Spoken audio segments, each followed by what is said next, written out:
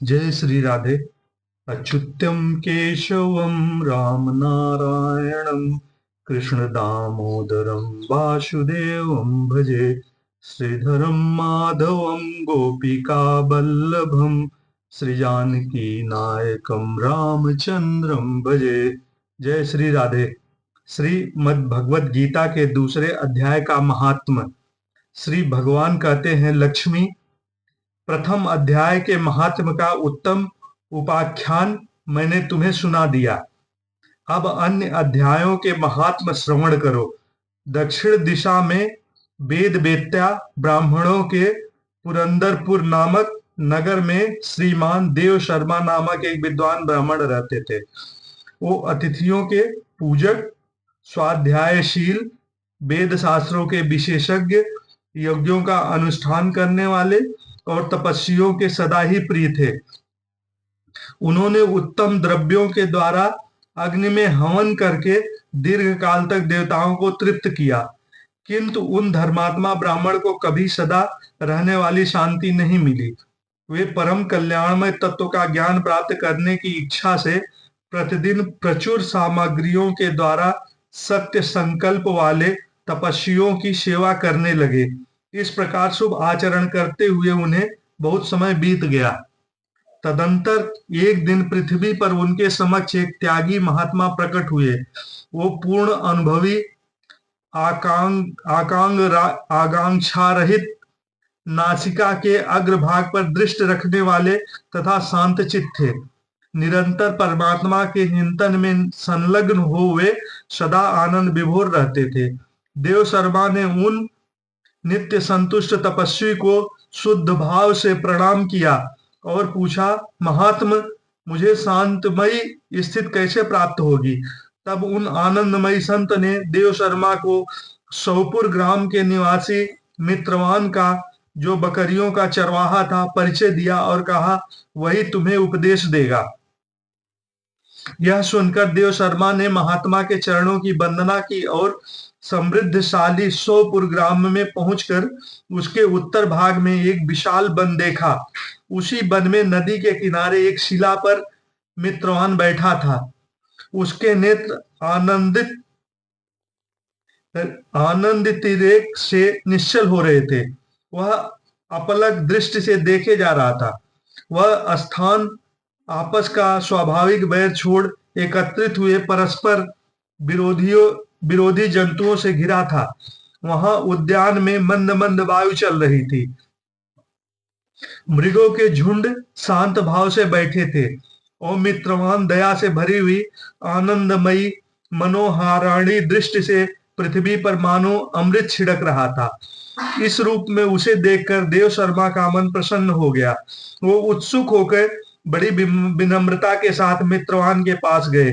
मित्रवान ने भी अपने मस्तक को किंचित नवाकर देव शर्मा का सत्कार किया।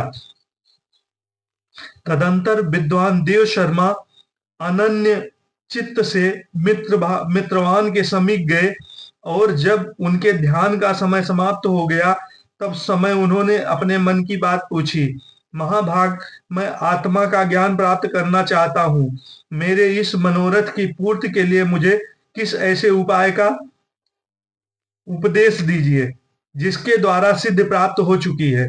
देव शर्मा की बात सुनकर मित्रवान ने एक क्षण तक कुछ विचार किया। उसके बाद इस प्रकार कहा, विद्वन, एक समय की बात है, मैं वन के भीतर बकरियों की रक्षा कर रहा था। इतने में ही एक भयंकर व्याघ्र पर मेरी दृष्टि पड़ी, जो मानो सबको ग्रस लेना चाहता था। मैं मृत्यु से डरता था, इसलिए व्याघ्र को आते देख बकरियों के झुंड को आगे करके वहां से भाग चला। किंतु एक बकरी तुरंत ही सारा भय छोड़कर नदी के किनारे जो बाग के पास बेरोक टोक चली गई। फिर तो व्याघ्र ने द्वेष छोड़कर चुपचाप खड़ा हो गया। उसे इस अवस्था में देखकर बकरी बोली, व्याघ्र, तुम्हें तो अभीष्ट भोजन प्राप्त हुआ है। मेरे शरीर से मांस निकालकर प्रेम पूर्वक खाओ न। तुम इतनी देर से खड़े क्यों हो? तुम्हारे मन में मुझे खाने का विचार क्यों नहीं हो रहा? व्याघ्र बोला, बकरी, इस स्थान पर आते ही मेरे मन से द्वेष का भाव निकल गया, भूख प्यास भी मिट गई, इसलिए पास आने पर भी अब मैं तुझे खाना नहीं चाहता। व्याघ्र के यूं कहने पर बकरी बोली, न जाने मैं किस निर्भय हो गई, इसमें क्या कारण हो सकता है? यदि तुम जानते हो तो बताओ। यह सुन व्याघ्र ने कहा, मैं भी नहीं जानता, चलो तुम्हारे सामने खड़े हुए इस महापुरुष से पूछते हैं। ऐसा निश्चय करके वे दोनों वहां से चल दिए। उन दोनों के स्वभाव में यह विचित्र परिवर्तन देखकर मैं बहुत विस्मय से पड़ा था। इतने में ही उन्होंने मुझसे ही आकर प्रश्न किया। वहां वृक्ष की शाखा पर एक वनराज था।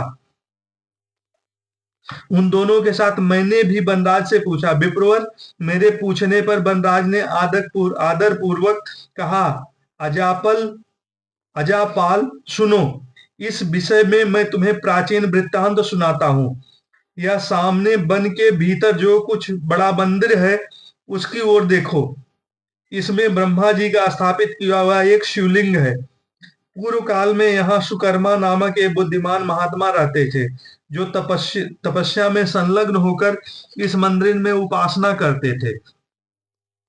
वे वन में से फूलों का संग्रह कर लाते और नदी के जल से पूजनीय भगवान शंकर को स्नान कराकर उन्हीं से उनकी पूजा किया करते थे। इस प्रकार आराधना का कार्य करते हुए सुकर्मा यहाँ निवास करते थे। बहुत समय के बाद उनके समीप किसी अतिथि का आगमन हुआ। सुकर्मा ने भोजन के लिए फल लाकर अतिथि को अर्पण किया और कहा, विद्वान, मैं केवल तत्व ज्ञान की इच्छा से भगवान शंकर की आराधना करता हूँ। आज इस आराधना का फल परिपक्व होकर मुझे मिल गया, क्योंकि इस समय आप जैसे महापुरुष ने मुझ पर अनुग्रह किया है। सुकर्मा के ये मधुर वचन सुनकर तपस्या के धनी महात्मा अतिथि को बड़ी प्रसन्नता हुई। उन्होंने एक शिलाखंड पर गीता का दूसरा अध्याय लिख दिया और ब्राह्मण को उसके पाठ एवं अभ्यास के लिए आज्ञा देते हुए कहा, ब्राह्मण, इससे तुम्हारा आत्मज्ञान संबंधी मनोरथ अपने आप सफल हो जाएगा। यूं कहकर वो बुद्धिमान तपस्वी सुकर्मा के सामने ही उनके देखते देखते अंतर ध्यान हो गए। सुकर्मा विस्मित होकर उनके आदेश के अनुसार निरंतर गीता के द्वितीय अध्याय का अभ्यास करने लगे। तदंतर दीर्घ काल के पश्चात अंतःकरण शुद्ध होकर उन्हें आत्मज्ञान की प्राप्ति हुई। फिर वे जहां जहां गए वहां वहां का तपोवन शांत हो गया। उनसे शील, उष्ण, राग, दोष आदि की बाधाएं दूर हो गई। इतना ही नहीं, उन स्थानों पे भूख प्यास का कष्ट भी जाता रहा तथा भय का सर्वथा अभाव हो गया। यह सब द्वितीय अध्याय का जप करने वाले सुकर्मा ब्राह्मण की तपस्या का ही प्रभाव समझो। मित्रवान कहता है, बानर राज के यूं कहने पर मैं प्रसन्नता पूर्वक बकरी और बाघ के साथ उस मंदिर की ओर गया, जहां जाकर शिलाखंड पर लिखे हुए गीता के द्वितीय अध्याय को मैंने देखा और पढ़ा। उसी की आवृत्ति करने से मैंने तपस्या का पार पा लिया है। अतः भद्र पुरुष, तुम भी सदा द्वितीय अध्याय की आवृत्ति किया करो। ऐसा करने पर मुक्ति तुमसे दूर नहीं रहेगी। श्री भगवान कहते हैं, प्रिय मित्रवान के इस प्रकार आदेश देने पर देव शर्मा ने उसका पूजन किया और उसे प्रणाम करके पुरंदरपुरी की राह ली। वहां किसी देवालय में पूर्वोत्तर आत्मज्ञानी महात्मा को पाकर उन्होंने यह सारा वृतांत निवेदन किया और सबसे पहले उन्हीं से द्वितीय अध्याय को पढ़ा।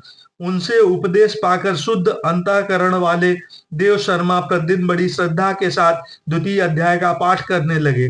तब से उन्हें अनवद्य प्रशंसा का योग्य परम पद को प्राप्त कर लिया। लक्ष्मी, यह द्वितीय अध्याय का उपाख्यान कहा गया। ओम नमो भगवते वासुदेवाय।